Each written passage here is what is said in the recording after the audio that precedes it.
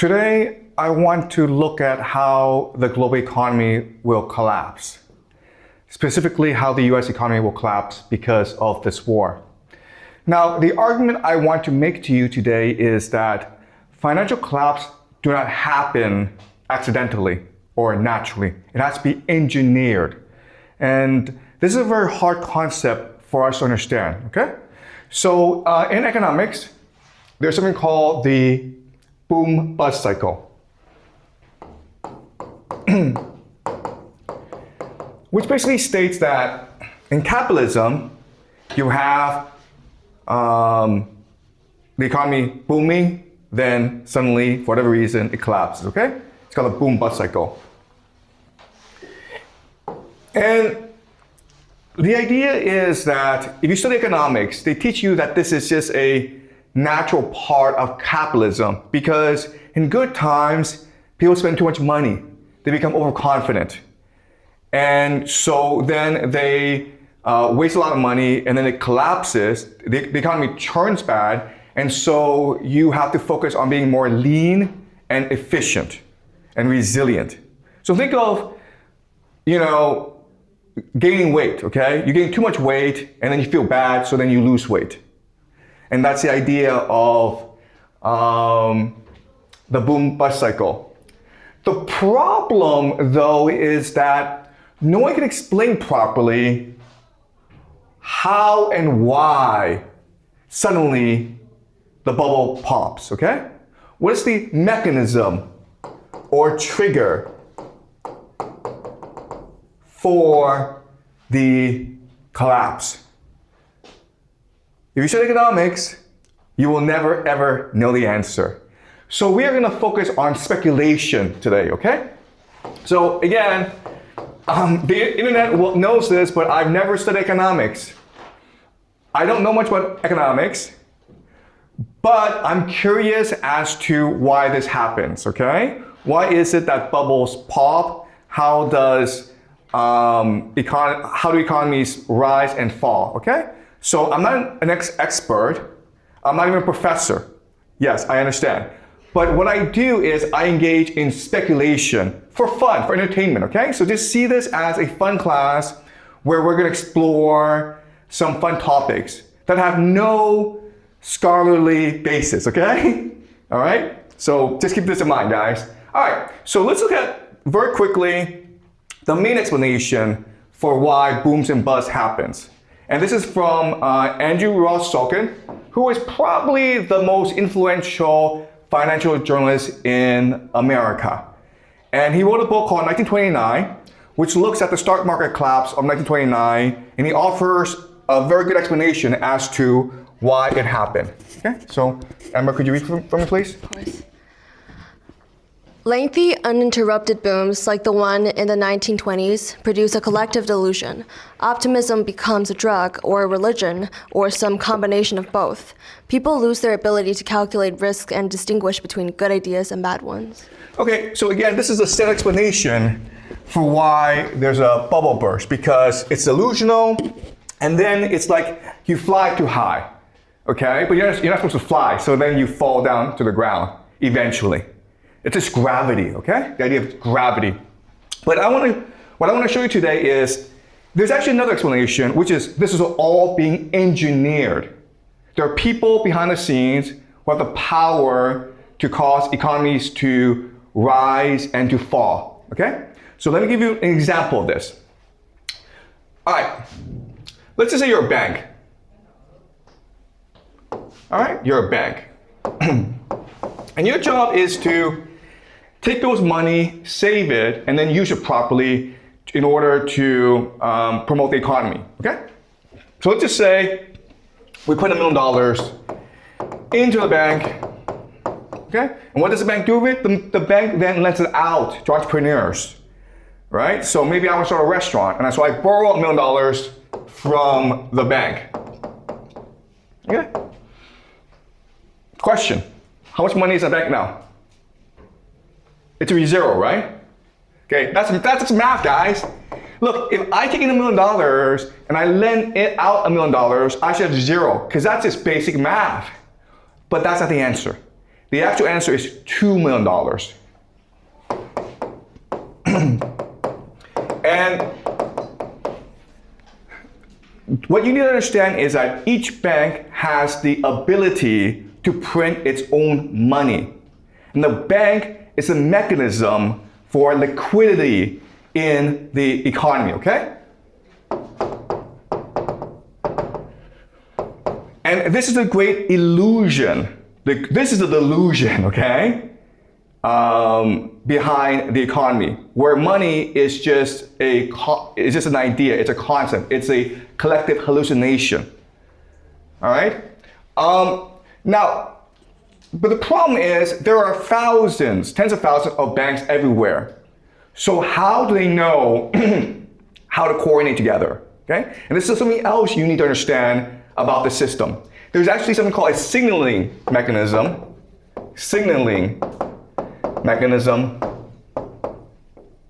Okay?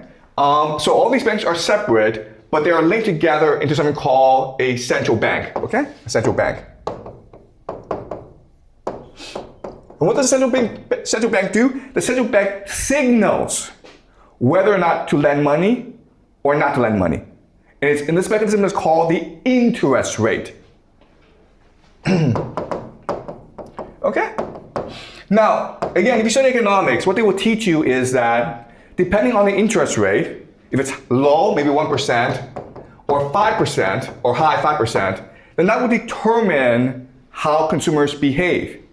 If the interest rate is 1%, what this means is I can go to the bank, get money, and buy a house, right? If it's too high, 5%, then I don't want to go to the bank to buy a house. And this is what you're taught in economics class. But there's actually another explanation, which is the interest rate is not to signal consumers or homeowners to buy, but rather for banks to lend or not. Okay, does that make sense? Because the banks, what they can do is, depending on the interest rate, they know that, okay, my job is to release more liquidity into the system, release more money into the system, and therefore I will make it easier to take out a loan, okay? But if the interest rate is high, then I know, okay, I must not release too much liquidity in the system, therefore I will make the loan application hard, okay? So, in other words, the interest rate is not set in order to guide consumer behavior, it is set in order to coordinate liquidity in the marketplace. Okay, does that make sense? Okay, so these are two very curious aspects of this system that people don't really understand. So, in order to understand the system, I will explain to you how the world works, okay? And I explained this before, but I want to summarize and apply it to this scenario, okay? So, the first thing to understand is that we live in Plato's cave. Okay? Meaning that we're all chained to the floor and we're all watching a screen. And behind is this great fire where the elite create puppets so that we can collectively hallucinate our own reality. All right? And this mechanism that allows us to coordinate our imagination is, of course, called money. Right? So think of money as God, right? And so what money is doing is it's focusing our minds in a certain way that creates our reality. All right? So remember this idea and keep this in mind. Okay, so because of this concept, this allows us to create the world that we live in today. Okay? So remember how the world is structured. You have the empire, but then you have the game masters. Who are the game masters? They're the people in finance. Okay, and this includes Bank of International Settlements, World Bank, International Monetary Fund, Wall Street, City of London. Okay, so these are different financial organizations that coordinate together, and they are the game masters. And what they do is they control how US dollars, which is the currency of this game, they control how US dollars moves around the system, okay? So USD. And this creates, of course, the global economy. But you cannot allow people to think that they're actually a set of people manipulating this game, because then people will think this is not fair, it's not transparent, right? It's not a clean game. So what you do is you create multilateral organizations called the rules-based international order, like the WTO, UN, and you make them believe that, oh, it's these impartial organizations that actually control the game. So it's fair and it's transparent and it's accountable to the people, okay? And then you reinforce this using media, education, and culture. And together, these three will create the values and norms that make us believe that this is a fair, open, and transparent game in which we can all win, okay? So that when there's a collapse, it's not because there are people engineering this collapse behind the scenes, it's because it's a law of gravity. This just happens naturally in this game. It's no one's fault. It's just like we were too lazy and corrupt, okay? All right, so certain things to remember about the system is that this system is not as clean as you think because there are opposing forces to it. All right, and these opposing forces are forces such as nationalism, okay, or ethnic identity. Then you have social democracy, individual rights, right? And then of course you have religion. All right, so there are these countervailing forces that try to break apart the system.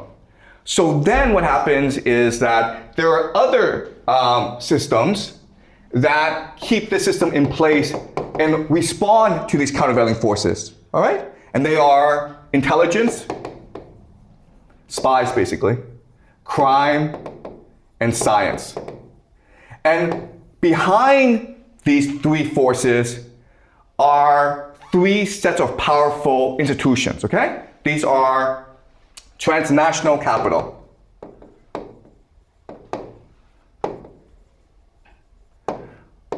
secret societies, and the last is elite families, okay? Some people call them the Illuminati, okay? It doesn't matter, all right? So this is how the world works.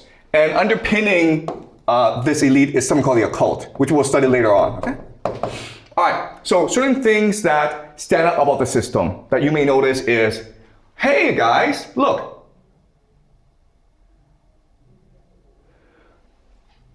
Transnational capital is also the game masters as well as the global economy, okay? This is important because, remember, this system is the parasite. And this system is a host. So transnational capital is both the parasite as well as the host. It's both the game master as well as the player. Okay? So this obviously leads to a lot of corruption. So then the question then is, how do we get this system? Where did this system come from? So let me go into some history, okay? So the year is 1688. And in Britain, that's something called the Glorious Revolution. Think of the Glorious Revolution as a marriage between two empires, the British Empire and the Dutch Republic, okay? England and Dutch Republic. But at this point in history, 1688, the Dutch Republic is the richest area of the world because it controls the spice trade. In this time in history, spice is the most valuable commodity. The problem with the Dutch Republic is that it cannot defend itself in Europe, okay? It's easily invaded. It's also Protestant. So, and they are being attacked by the Catholics, Catholic France, the Catholic Church, as well as the Habsburgs, the Holy Roman Empire. So what they agree to do is they agree to combine their forces. All right? So what happens is the wealth of the Dutch Republic goes to England, all right, and creates something called, in 1694, the Bank of England. Okay? So this is a private bank that is not accountable to the public. What it does is this. It prints money, and then who buys it? Parliament buys it. Okay? And this is a massive innovation that allows the British Empire to conquer the world. Because before, if you're rich, if you lent your money to a king to fight wars, that was dangerous because the king could die, or the king could lose the war, or the king could not pay you back, okay? But if you lend money to Parliament, which is the nation state, then you're guaranteed to get your money back as long as the nation is still around, okay? And at this time in history, England is the safest area of Europe because it's an island protected by the Royal Navy. All right? Okay, so this is an innovation that forever changes human history. And there are three major characteristics of this system, okay? The first is the idea of profits are privatized.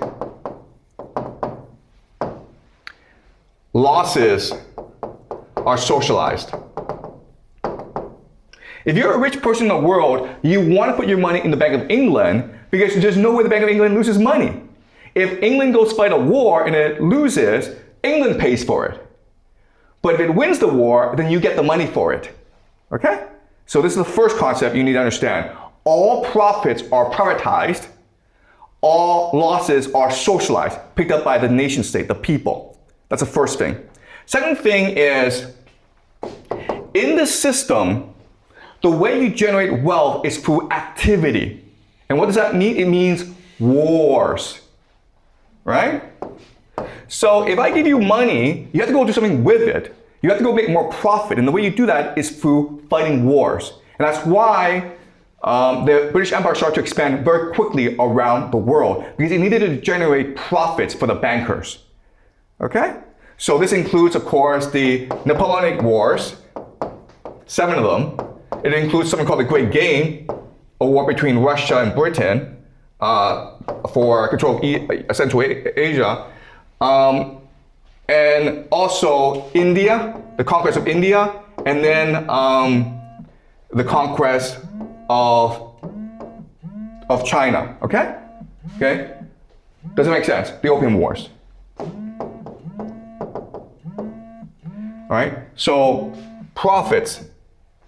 So, the second characteristic is that you're always creating more activity. All right? Okay. And the third thing is it's transnationalism. Okay? Open borders. So it believes that capital should be able to move around from place to place. It needs to build systems in order to move capital from place to place. Okay? And the last thing I want to talk about is, okay, this is great for the bankers, but the people look at this and they think that this is an unfair system, which it is, right? So now you have to brainwash the people into believing this is a fair system. And that's why you create a new idea called materialism, or money is God. And so what was happening was that transnational capital, Bank of England, was sponsoring major intellectuals to come up with the major ideologies to support the idea that money is God, okay? And these include, John Locke, who argued that private property is a God-given right, okay? It is an inherent right, as much as freedom, as much as happiness, okay? And he's the founder of a theory called empiricism. And empiricism states that we can only know what we ourselves experience.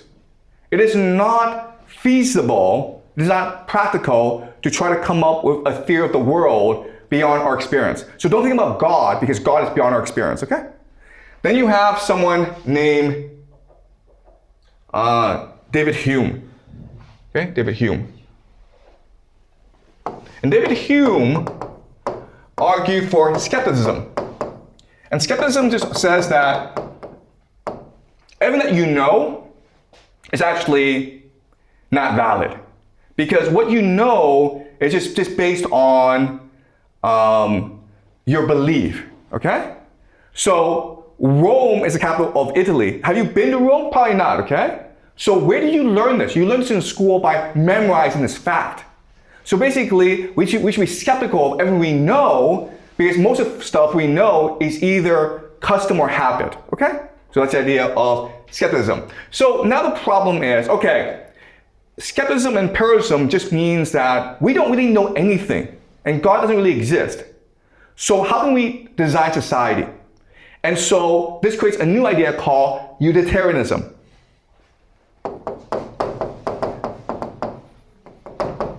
Which is say that if it is useful, if it gives us pleasure, it must be good.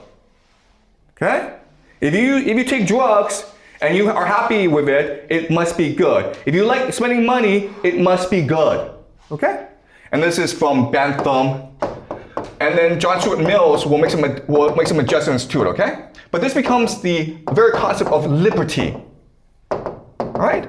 Liberty just means that you are free to pursue as much money making as possible, because that is the ultimate good. That is what gives you the most pleasure in life, spending money. Okay? That's what liberty is. If a country prevents you from making money and spending money, it's an evil dictatorship. A good country allows you to enjoy the pleasures of making money. Okay? And then what will happen is that these are the three major philosophers of materialism, of British liberty, and then you'll have people like Marx come in. And he'll introduce the idea of dialectic materialism. Dialectic materialism. Which is say like the world is one of class struggle. It's not between God and us. It's not between the divine and the material. It's one between the poor and the rich, and that's it, okay? So Marx is taking out the divine from the equation. Then you have Darwin, theory of evolution, which basically says, we're just animals, man. Okay, that's all. We're not divine beings. We're all just animals. Then you have people like Freud. Sex is awesome, guys, okay? That's what we should be doing. We should be making a lot of money and then having as much sex as possible, because that's what we are. We're just apes, okay? So this becomes the very foundation for the idea that money is God, all right? Okay, so what then happens is that transnational capital, which has conquered the British Empire, it's now seeking new opportunities for its investments. Okay? So where it goes next is, of course, America. The problem is that the Americans just had a revolution to destroy the to get rid of the British Empire, right? So the Americans don't want transnational capital. It doesn't want Bank of England or City of London to come in and conquer it. So what happens is the City of London, the Bank of England, they use agents in America. And these agents, of course, are called, there's three of them. Okay, well, there's actually a lot. But these agents include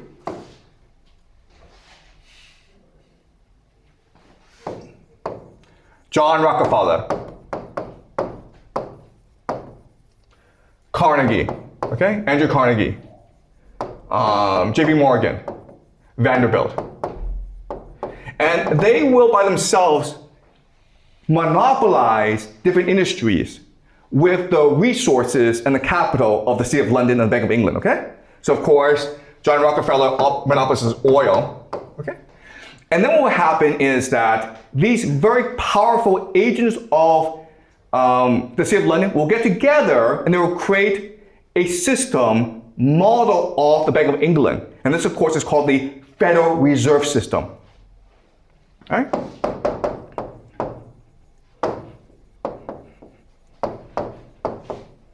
1914. And strangely enough, after the Federal Reserve System is created, three things happen, right? The first is that America enters World War I. Then you have the 1929 stock market collapse, followed by the Great Depression. And then 1941, America joins World War II. Okay, do you understand?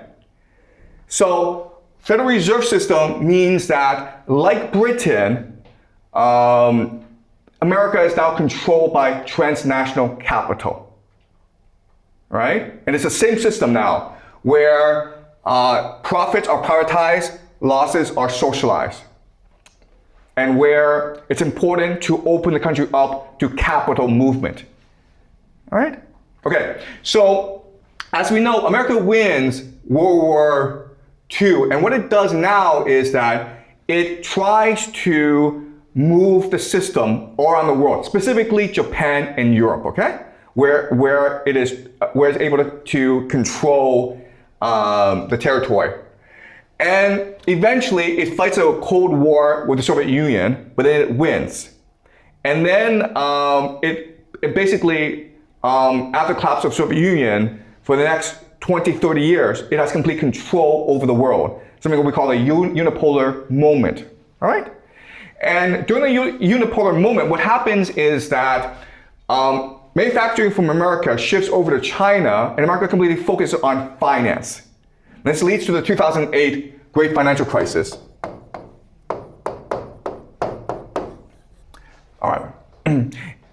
Okay, so let me provide some background about the financial crisis, okay? You don't have to know everything. I'm going to give you a lot of details, but I just want you to understand the basic structure of it, okay? So what allowed the Great Financial Crisis to happen is something called subprime. Okay? Subprime just means that you're lending money to people who can't pay you back. Okay? In this context, it's lending money to poor people to buy homes. And before, banks didn't want to do that. Okay? But there are certain things that happen to make subprime happen. Okay? So the first thing is that Bill Clinton, he really wanted to increase minority ownership of homes. Okay, he wanted black people to buy more homes. But again, black people were historically poor, so the banks didn't really lend money to them. And that's why Bill Clinton encouraged the government to help minorities buy homes, okay? So that's the first thing. Okay, and this was a noble goal. The second thing that happened, which is more important, is in 1999, Bill Clinton repealed something called the Glass-Steagall Act. And what is this? The Glass-Steagall Act just said that if you are a bank and you take money from depositors, you cannot engage in risky lending, okay? If you are an investment bank, okay, if you're a retail bank, you cannot engage in risky lending. But if you're an investment bank, a private bank, you can engage in risky lending. And so that's what the act said, very simple, okay? It's trying to mitigate risk in the system. But by repealing the Glass-Steagall Act, what you do is you combine retail and investment together. And so these banks now become very large. And once they become very large, they need to create financial vehicles in order to generate more profit, okay? And at the same time, what's happening is that because America has the unipolar moment, everyone wants to invest in America because they think America is the safest place to put your money, okay? So this includes the GCC, the China, Europe and its pension funds, and also Japan, okay? Japan is investing in America because of something called the yen carry trade. And this is one of the dumbest things in the world because at this time in history, Japan is suffering from deflation, right? No one's spending any money. So what the government does is that it lends money out to institutions at 0% interest, okay? Now the institutions are supposed to take this money and promote more liquidity in the system. But instead what they do is they take this money and use it to borrow or buy US treasuries, which provide 5% pay, okay? So you're borrowing money at 0% and then lending it out at 5%. And it's something called the yen carry trade, okay? It's one of the dumbest things in the world. We won't go into it, but again, there's massive money coming into the US financial markets, and they need to create more investment vehicles for investors, okay? And they create something called the CDOs, which means collateral debt obligations, okay? But basically it just means subprime, all right? The idea is that mortgages are a good investment because people have to pay a monthly mortgage, right? Therefore, you're guaranteed certain money at the end of the month, okay? The problem, of course, is subprime could lead to default, okay? But at this time in history, no one was concerned about default because of the idea of too big to fail. Which means that, look, the system is structured so that everyone is involved. And if these homeowners default, and the banks default, then the entire economy collapses, okay? So the idea is too big to fail. The system will keep on going because if a certain percentage of homeowners were to default, the entire housing market would collapse. Okay, does it make sense, guys? All right, so this is one big Ponzi scheme. But we know for a fact that in 2008, this system collapsed. And for the longest time, what we believed is it's because the defaults were too many. They were too much. And so the system had to collapse. But if you look at what happened, what you will discover is that's not true, okay? The banks could just choose to roll over the default, okay? Meaning, okay, you owe me $1,000, right? For the mortgage, but you can't pay me. What do? Well, I say, pay me back next month, right? You're like, next month you can't pay me back? Don't worry, pay me back the month after, okay? I can have the system keep on going. Because remember, the system, this money is just based on an illusion. Does it make sense, guys? All right. But it collapsed, okay?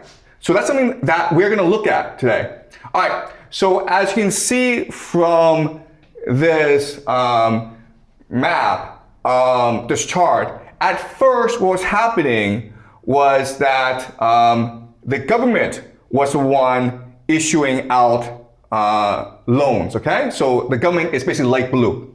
But then because this industry was so profitable, private banks started to come in and issue their own loans. And these became very risky loans, okay? And this led, of course, to 2008 when the entire thing collapsed. Okay, all right. So the big question is, why did the financial market collapse? So this is the CDO issuance, okay? As you can see, it's generating a lot of money for these private banks. And then suddenly in 2008, there's this massive default, it collapses. The question is, why did this happen? And again, you're taught in economics class, this is just a law of gravity, okay? If you go too high, you're gonna fall. But what people don't tell you is this.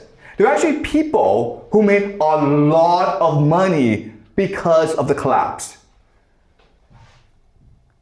John Paulson. How much money did he make in this collapse? $20 billion, guys. That's a lot of money. $20 billion. How did he make his money? He made his money by betting that the house market would collapse. You understand what happened? Okay?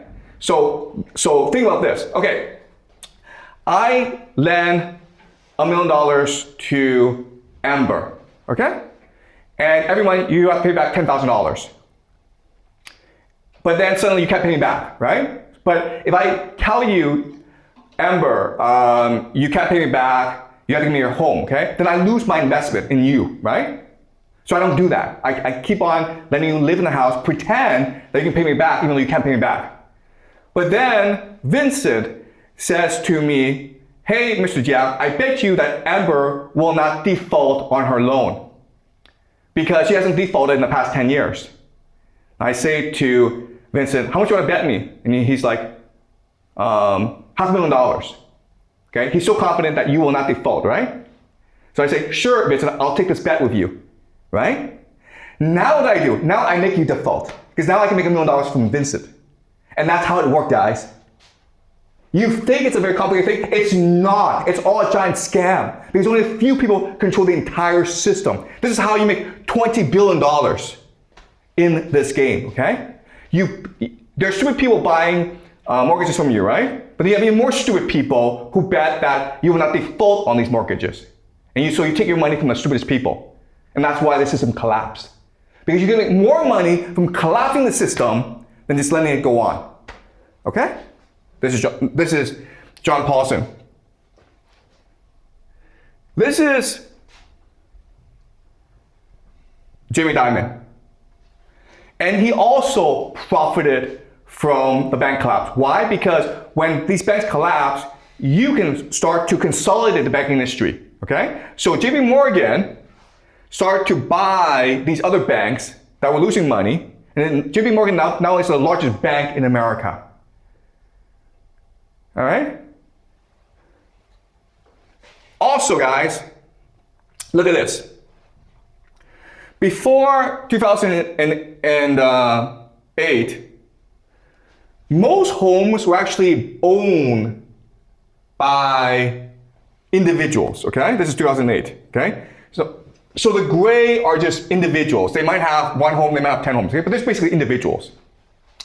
The blue are those who own more than 1,000 houses. And then the dark blue are those big banks that own like 100,000 of homes, okay? So before 2008, you can see like most people were in the gray, okay? These are just individuals.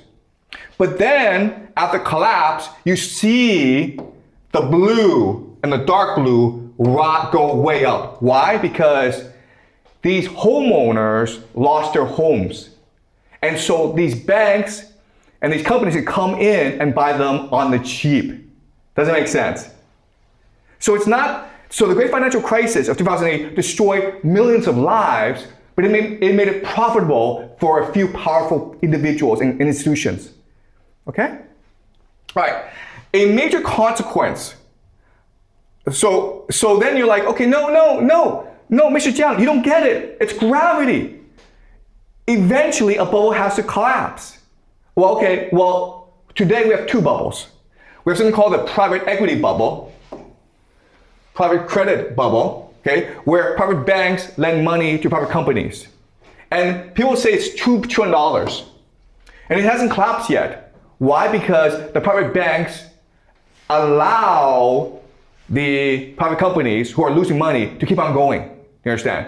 The private banks don't come and say, hey, you guys are losing money, you should declare bankruptcy, and I'll take whatever you have. Why? Because they would lose a lot of money that way. Okay, do you understand this idea? These bubbles can keep on going forever. They don't have to collapse. Another big bubble today is something called the AI bubble, right? These companies, NVIDIA, OpenAI, their AI products don't actually make any money. Like ChatGPT does not make any money. In fact, it loses money every time you use it, okay? Because it's more expensive to run ChatGPT than it generates in revenue. And it's a huge bubble, but why doesn't it collapse? Because these are just a few companies lending money to each other, okay? That's all it is. It's a giant Ponzi scheme. It's an inside game. So bubbles don't have to collapse. They collapse when it's profitable for a few individuals to make it collapse. All right? Okay. Another idea I want you to understand is that after the 2008 great financial crisis, this created problems in the global economy. And so what happened was transnational capital decided to save the global economy by allowing China to rise. Okay? So this is not known, but one major consequence of the great financial crisis is that transnational capital encouraged China to print money. Okay? All right, so I'm going to show you how. But first, let's talk about the main mechanism to allow this to happen. It's called the Bank of International Settlements, okay? And this is, the Bank of International Settlements is in Basel, Switzerland, and it's considered the central bank of central banks. So every nation has a central bank, okay, that determines interest rate, but the BIS is the central bank of central banks, which coordinates all central banks. All right? And it is the most powerful bank in the world. All right. And you think that, okay, this must be public. No, it's not public. It's just run in the best, it's managed for the best interest of powerful people in the world, okay? All right, so this is from the book, Basel, Tower of Basel, okay? Can you read? For despite Hitler's bluster and Schatz planning, Nazi Germany had not achieved autarky. It needed to buy vast amounts of raw materials to manufacture armaments and to feed, heat, and clothe its population. Swedish steel, Romanian oil, Portuguese tungsten, even South American beef, all had to be purchased and paid for in hard currency. Nazi Germany needed a financial channel to the neutral countries it ran through Basel, which is the main reason why Nazi Germany did not invade Switzerland or Sweden. These neutral countries were far more used to the Third Reich as Third Reich.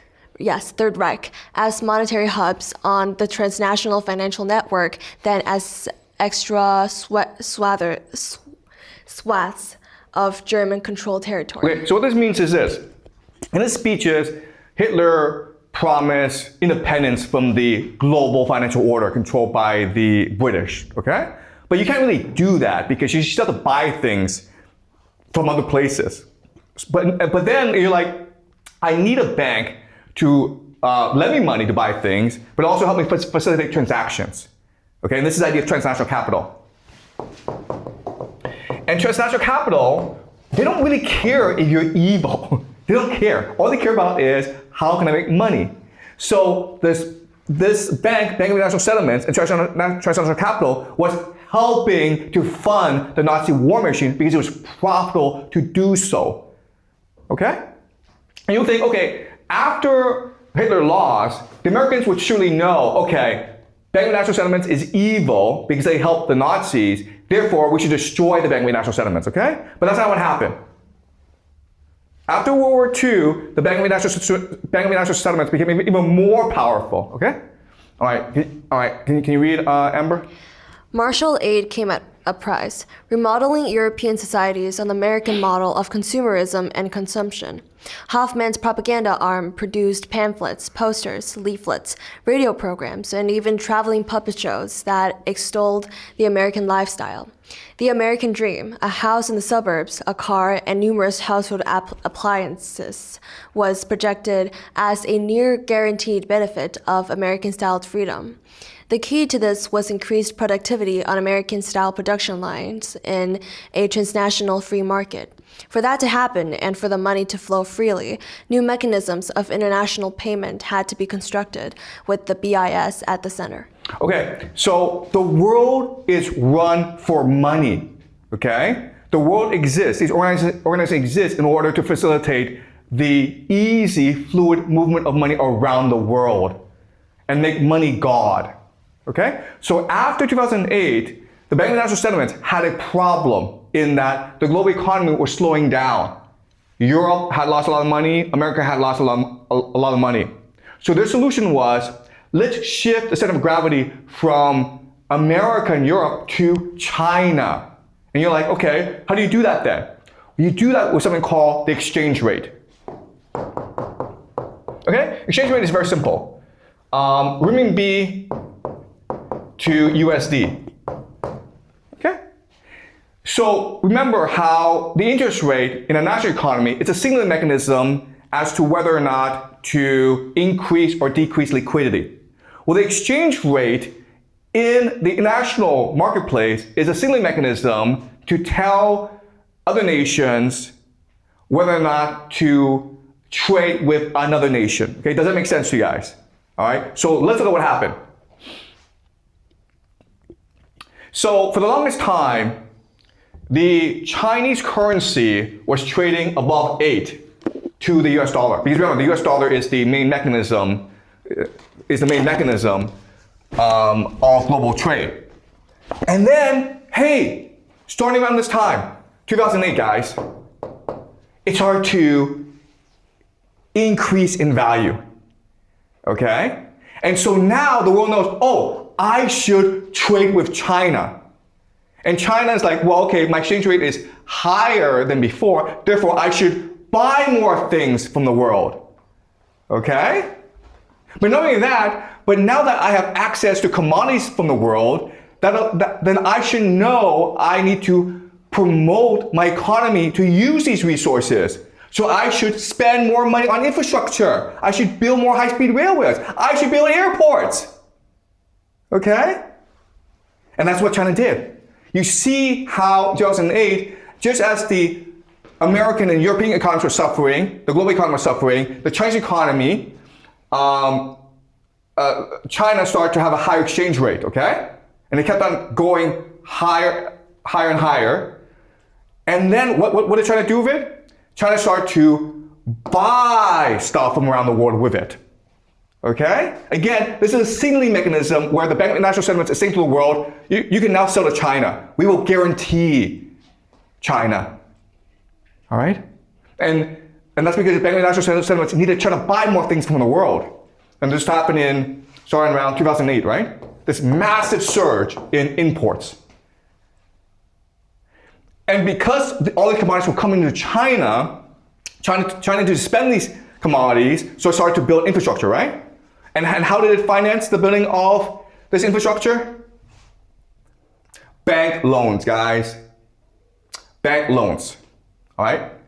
So this is China. Sorry. This is China, right? Look at this. Look at this. Look at this. This is China. 2008, basically China, US, Japan, Europe, their economies were about the same. The bank systems were about the same. But starting about 2008, wow. Look at this. This is all being orchestrated by the Bank of International Settlements, by a few people working behind the scenes. Look at this. Look at how crazy this is. All right? So what does this mean? It means that today, China has the largest banks in the world. This is JP Morgan, the largest bank in America. This is Chinese. This is Chinese. This is Chinese. This is Chinese. This is Japanese. Okay? But the top 4 banks in the world are Chinese. Why? Because in the bank system, debt liabilities are also assets. Do you understand? All this money the Chinese banks have are just liabilities. Okay? So this is how the system works. It's all just an illusion. The thing about the Chinese system that prevents it from imploding is the fact that all debt in China is localized instead of nationalized. All right, so even though these Chinese banks are heavily in debt, they're in debt in local areas, not national areas. Okay, and all this means is that the Bank of China does not have that much debt relative to, say, the Bank of Japan. Okay, so debt in Japan is nationalized. Debt in China is localized. Right? Okay, so another major consequence of China, the growth of the Chinese banking system is that China started to export its goods around the world more, okay? So as you can see, in the year 2000, America really dominated the world in manufacture export, okay? But by the year 2024, look, it's basically the entire world is buying Chinese exports, all right? And so this is a deliberate strategy of China's national capital to move the center of economic gravity from the United States to China. And But the problem with China, the reason why China has not become the hegemon, is that China's not interested in being the hegemon. In other words, military power.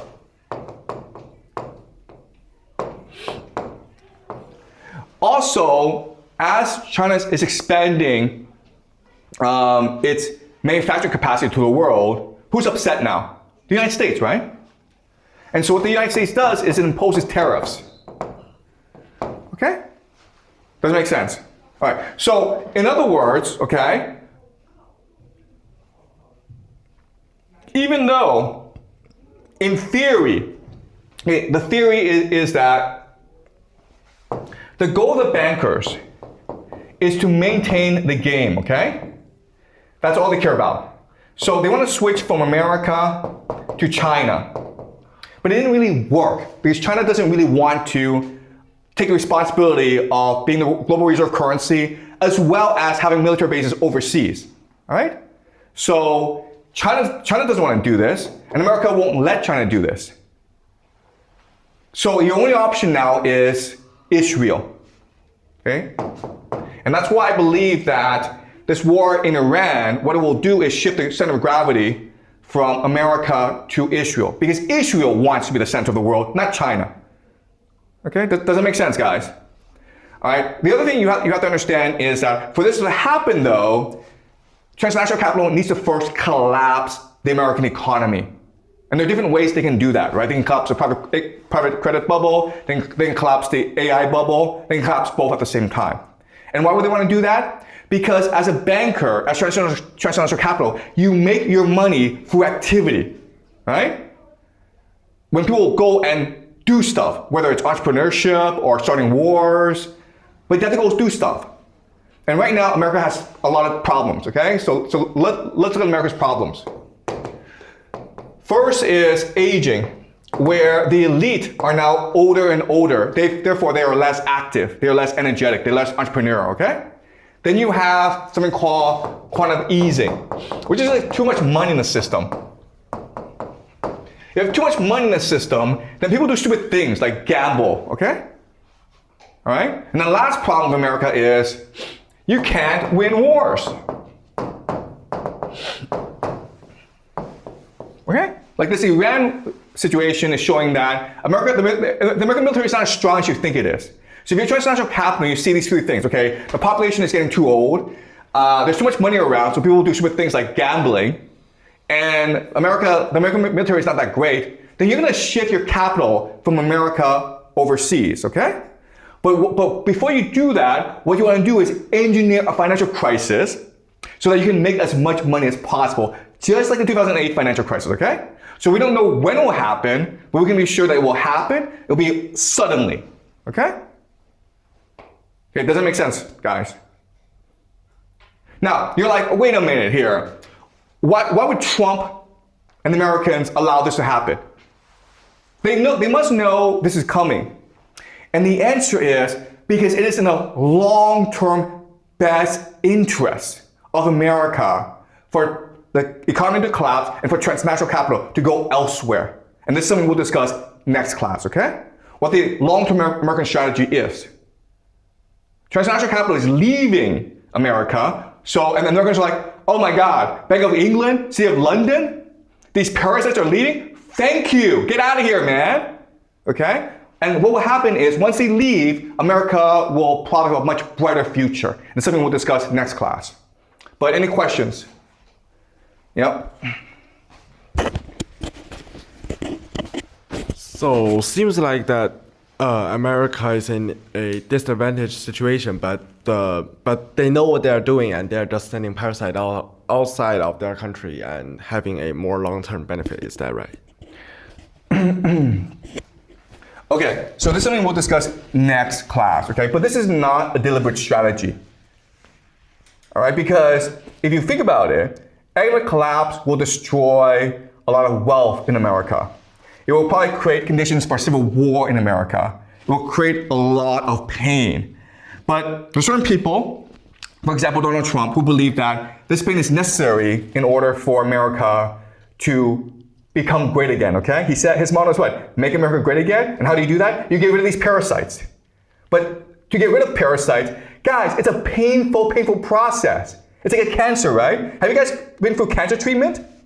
It's painful. Chemotherapy, they do surgery on you. You have to like eat this, crappy food all the time. It's a painful process, okay? So transnational capital, it's a parasitic force, it's a cancer on the American host. They have to get rid of it, but it's gonna be a very painful process. That's gonna take a long time, years, possibly decades, okay? Yeah, Amber? Thank you. So if transnational capital is leaving America, then how would you think this shift would impact the global economy? Or would it at all? Yeah, okay. All right. Yeah, all right, so this is something we'll discuss later on, okay? But let me just show you how this shift happens. All right, so right now you're in America. And the best place for you to shift is Israel, okay? Why? Because you're interested in activity, okay? You're interested in putting your money in a place where it's gonna grow, right? And why is Israel growing? Well, because of the Greater Israel Project. Right? They want to conquer the Middle East, but then it has to rebuild, right? After the war, rebuilding. And then what it's going to do is become the hub of global trade, right? Because Israel controls Africa, and this is something we'll discuss next class, okay? So this is why you want to invest in Israel, for these three reasons. Why? Because you're going to keep on fighting wars to achieve the Greater Israel Project. Wars are profitable. Wars are the most profitable enterprise in the world, okay? Second is that they have to rebuild after all this destruction, so they need capital. And the third is they will control global trade because of the location, okay? So this is why Israel is a smart investment for transnational capital. I'm not talking about like us, okay, with like $1,000. I'm talking like trillions of dollars will probably go into Israel. All right, so to leave America, what you want is a stock market collapse, okay? An economic collapse. Why? Because economic collapse not only allows you to leave with as much money as possible, but also allows you to buy up distressed assets.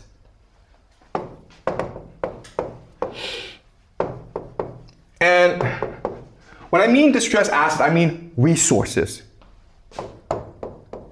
which include water, oil, okay? So you want to create as much damage as possible because then it's easier for you to buy up these resources. And okay, does that make sense? All right? So these guys plan decades ahead. But transnational capital, what they do is they're trying to create as much chaos as possible because in chaos, there's profit. Like if everyone's sitting around doing nothing, you can't make any money, okay? But if people are fighting each other, if there's blood on the streets, you can make a lot of money, right? Does it make sense? Yeah. Okay. Any more questions, guys? Okay, so we'll talk about what happens after this financial shift next class, okay?